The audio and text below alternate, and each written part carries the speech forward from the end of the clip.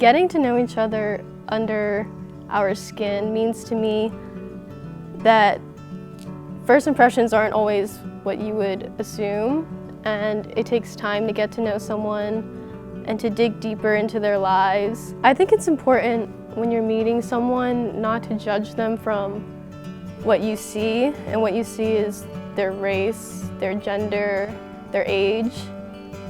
I think it's more important to judge them based on their life experiences, the knowledge that they've gained, going through what they have, and just not coming in with something in your mind. Pearl Buck is definitely relevant in our today's society because what she spoke about, what she endured, still happens today. I remember I used to be in Girl Scouts, and we would meet every day after school. And my Girl Scout troop was all white. I was the only Asian. And I remember this girl told me once to go back to the dirty little country on the other side of the world where you came from. And I felt left out. There's a lot of jokes that go around in our school for being Asian. Like a popular one is, why did the Asian cross the road? To see an eye doctor? Because we have smaller eyes and that. And then there's other jokes that like people will say, like, are you carrying missiles in your backpack like Kim Jong-un because we're Asian? Both of my parents are immigrants from Vietnam. My mom came over when she was 19, and my dad came over when he was 17. My parents got into the rental business, buying and flipping houses and then renting them out around the area. And there was this one tenant in particular which they were having problems with. And during an argument with her, she walked away and she said, "Go back to your country." And my dad has heard things like that his whole life, so it didn't affect him that much. But when he told me, it made me angry because he came from Vietnam. He went to college after not knowing any English, and he was able to succeed in America. And for her to say that to him after he worked so hard just to buy the house for her to rent out hurt me, because she used her false sense of nationality and used that to put herself above him. And that made me angry. Another thing that really hit home was a cyberbully that I had in high school, and she said, it was like a Twitter fight, and she said, "You don't mean shit to your parents because you're adopted." And then that kind of hit home, and I was like, well, wow, I'm different. And because I look different, and because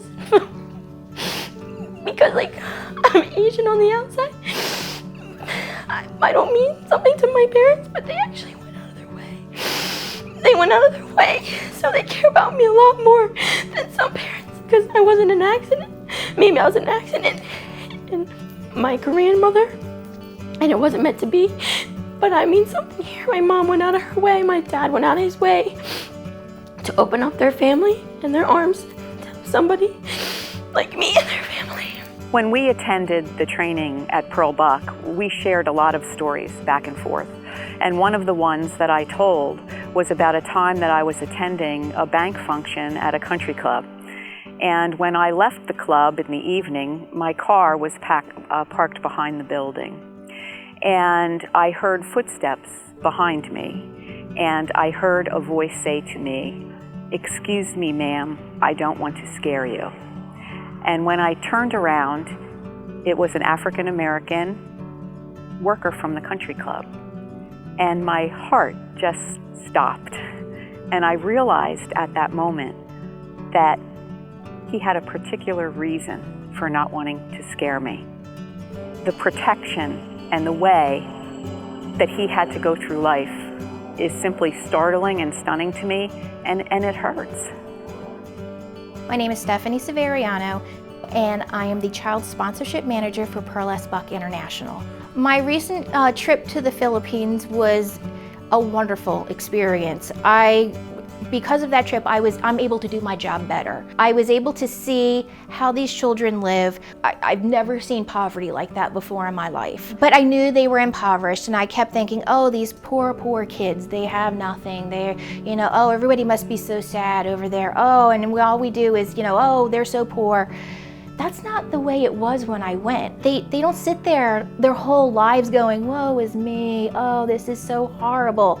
They live their lives, they have their culture, they teach their children, and they do the best they can with what they have.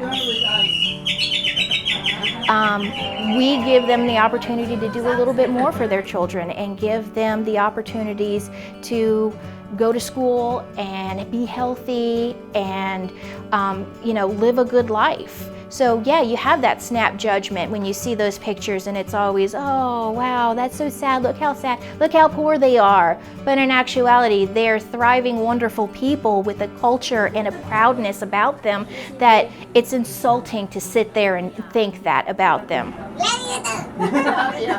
You need to understand that there's so much deeper than just that sad picture and they make $120 a month. They're complex people with complex lives and complex problems that we fortunately are here to help them with. I believe people should support Pearl S. Buck International because we are the gateway to the future. The children that we help are our future, and we could have the next person who creates something like an iPad or an iPhone. We could have the next Pearl Buck in our midst, and by helping those kids, we'll help them reach their fullest potential. I believe people should support Pearl Buck International because it's a movement that it includes all races, all shapes, all sizes. It's not just Asian individuals. It can be white individuals, and it could be any minorities or any majorities. Anybody can join it, and you can feel welcomed and you can feel that you have a voice.